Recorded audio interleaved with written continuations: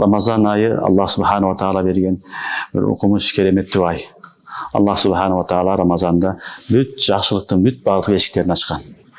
Onun için ibadatlardan, negizgi ibadatların köpçülüğü Allah Subhanahu wa Ta'ala Ramazan'a baylagan. Maksat oşol adam balası bir ay Allah'a жақындап, кейін қалған 11 ayda dağın жақсы өткөссүн, шайтанның құлы болып olsun, nafsın құлы болып olsun деп Allah Subhanahu wa Ta'ala Ramazan'ды bizге берген. Ramazan ayını Şahrullah деп атайды. Şahrullah degeni Allah'ın ayı. Allah'ın ayı degeni ушул айды biz Allah'a arnasak, inşallah kalgan ayların bardығы biz üçün жеңил болады. Din менен жашаш жеңил болады. Күнөөдөн сактаныш жеңил болады. Nafsты жеңүү жеңил болады. Ошон үчүн бул айды Шахруллах, Аллахтын айы деп айтылат. Кайсы нерсе Алла Таалага ниспат кылынса, балдар, ошол нерседе Алла Тааланын бир берекети, файызы, жакшылыгы болот. Шахруллах дештик менен Рамазан айынын берекети билинип атат. Файыздуу, берекеттүү ыйык ай экени билинет. Байтуллах десе Аллахтын үйү. Байтуллах дегенде жөнөкөй үй эмес экен бул. Бул Аллахтын үйү экен, мечит Аллахтын үйү экен деген не болот? Берекелүү, жакшы үй экен деген билинет. Kalamullah, Allah'ın sözü degende bu jönөкөй söz emez. Menin sözüm, senin sözün, bir padişahın, bir önün söz emez bu. Allah'ın sözü degende anın özünün salmağı var, ordu var, kerimettүү bilinет. Oşonda ele bul ay biz turgan azırgı ayыбыз балдар Şahrullah, Ramazan ayı, Allah'ın ayı. Ramazan'dan dağımına 15 gün ötüp 15 güne kaldı o da kalasa. Allah Teala ötkönlerimizden algısın.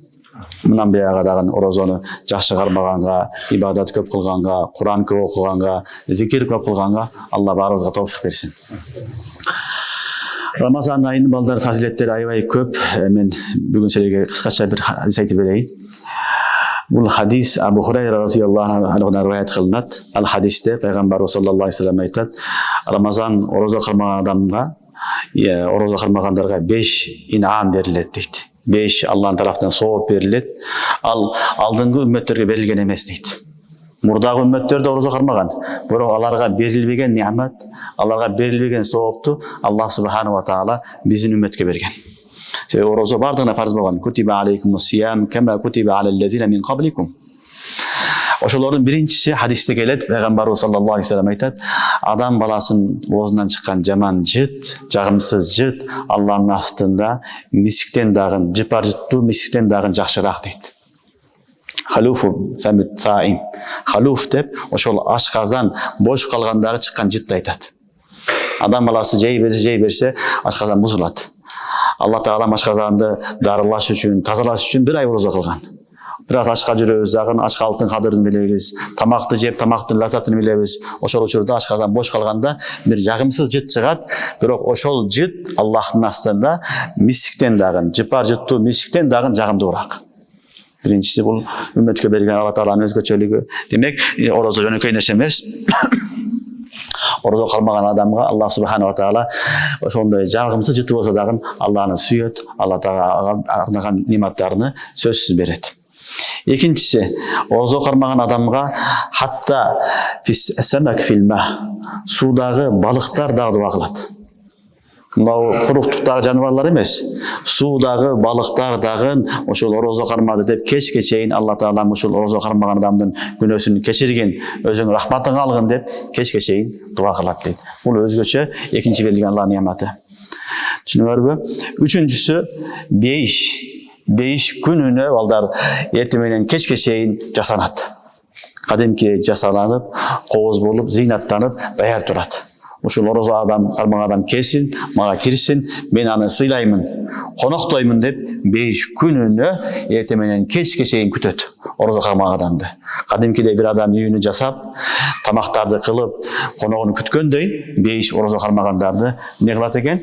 Ошентип жасанып, кооздоп, ошол жердеги бүт нематтарын даярдап, ошол адам келсин, орозо кылмаган адамды мен күтүп алайын деп даярдык көрөт. Бул үчүнчү өзгөчө нематы. Төртүнчү немат балдар Алла өзгөчө берген, бул айда шайтандар байланат. Шайтандар, марадату жин, жоң-чоң шайтандар, жиндер байланат дагы ибадат кылыш жеңил болот. Негизинен Аллах субханала таала шайтан менен нафсты байлагандан кийин, шайтанды байлагандан кийин нафс эле калат. Нафсты кантип тарбиялайбыз? Ачка жүрөбүз. Ачка жүргөндөн кийин нафс тарбияга түшөт. Ошентип биз шайтанды нафстын кулу болгондон кутулабыз. Ошон үчүн Аллах субханала таала Рамазандын биринчи күнү болгондо эле бейиштердин эшиги ачылат. Дозоктордун эшиги жабылат. Шайтандардын бүт баарын Алла таала байлап салат. Ачылган эшик бейиштин орозонун аягына чейин жабылбайт. Жабылган дозоктун эшиги орозонун аягына чейин ачылбайт эми ал. Ушундай нерсе. Шайтандарды байлап коет, анан бирөө элан кылат. Я багиял хайр акбил. Ва я багияш шар аксир. Элан кылат, күнүн айтылат. Эй, жакшылыкты издеген адам, соопту издеген адам, кел. Эми кел, мына сооптун айы келди. Сооп амал кылып ал. Бул айда нафил орозо албасаң, нафил ибадат кылсаң, фарзын соогун аласың. Бир ибадат кылсаң, ондон 70, 70тен 700 эсе көп бере турган ай келди. Сен эми жакшылыкка шашыл, тообага шашыл, истигфарга шашыл, өзүңдү оңдо, ахиретке даярдык кыл деп күнүнө бир мунади юнади. Бирөө чакырат, я багиял хайр акбил.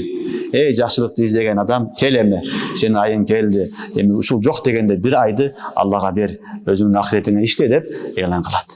Экинчиси, я багияш шар аксир. Эй, жамандыкты издеген адам, ар дайым жамандык менен жүргөн, ар дайым дүйнөнү ээрчип ахиретти унуткан адам, эми кел дагы сен дагы. Келип эми күнөөңдү токтот. Нафсыңды тарбияла, ахиретке даярдык кыл, билбеген күнөө, билип билбей кылган күнөөлөрдүн баарына тооба кылгын деп күнүнө эмне кылат, бирөө элан кылат. Демек төртүнчү неамат Аллах субханала таала бенделерине өзгөчө жакшы көргөн үчүн бул айда эмне кылган? Шайтандарды байлап койгон.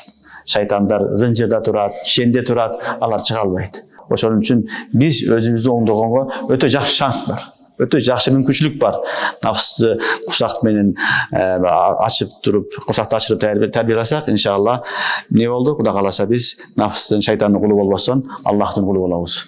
Ошон үчүн балдар мына шайтандын байланганы билинет. Рамазан келгенде элдин баары тарабы келип калат. Билесиңерби? Ошол адамдар фарз окубайт. Болсоң фарз милдети. Сүннөт муаккада тарави. Бирок шайтандын белгиленген, байланганы билбергиси ошол адамдар дагы мешитке келет дагы тарави окуп калат. Бирок таравиден кайра көрбөйсүң. Себеби шайтан кайра келет, баягы эле жумуш, баягы эле нерсе менен алек болот дагы, ахиретин унутуп, ошентип кайдыгер жашоо менен алек болуп калат. Ошон үчүн бул төртүнчү Аллахнын берген бизге неаматы, чоң неамат эмне экен? Аллах субханала таала шайтандарды байлап койгон. Шайтандар бизге тийиштик кыла албайт. Бешинчи берилген чоң немат балдар, Рамазандын акыркы күнү болгондо Аллах субханала таала орозо кылмагандардын баарын күнөөсүн кечирдим дейт. Субханаллах. Аллах үчүн орозо кылмагандардын бүт баарыны Аллах таалам орозосуз кечирдим дейт. Кечирдим дегенде сахабалар сурашкан: "Я Расулаллах, ахия лейлатул кадр?" Не ал лейлатул кадр кечесиби, кадыр түнүбү? Ошон үчүн Аллах таалам кечирди дегенде ла дейт. Бирок бир адам амал кылып, амал бүткөн болсо, бүткөндөн кийин ал өзүнүн жазасын алат. Өзүнүн сыйлыгын алат. Менин үммөттөрүм, менин пенделерим бир ай мен үчүн орозо кармады. Мен милдетим аткарды. Кат кафарту лахум. Аларды мен кечирдим деп Аллах субханалла кечирип салат. Бул өзгөчө неамат акыркы түнү. Ошол айттын түнү болгон күнү Аллах субханала таала эмне кылат экен? Үммөттүн бүт баардыгыны, орозо кармагандардын баарыны кечиремин дейт. Ушундай чоң неамат. Ошон үчүн Рамазан балдар жөнөкөй ай эмес. Рамазанда Аллах субханала таала башка үммөттөргө бербеген неаматтар берип атат. Эң биринчиси эмне болду? Жагымсыз жыт, Аллахнын астында жыт бардан жакшыраак. Экинчиси хатта самак фильма, суудагы балыктар дагы сага истигфар айтат. Үчүнчүсү бейиш сени даярданып күтүп турат. Качан келет экен, мен аны сыйлайын деп. Төртүнчүсү шайтандарды байлап койгон Аллах субханала таала, шайтан сага таасирин тийгизе албайт. Бешинчиси Аллах таалам орозо кармагандардын бүт баарыны күнөөсүнү кечирдим дейт. Бул өзгөчө Аллах субханала таала берген неамат.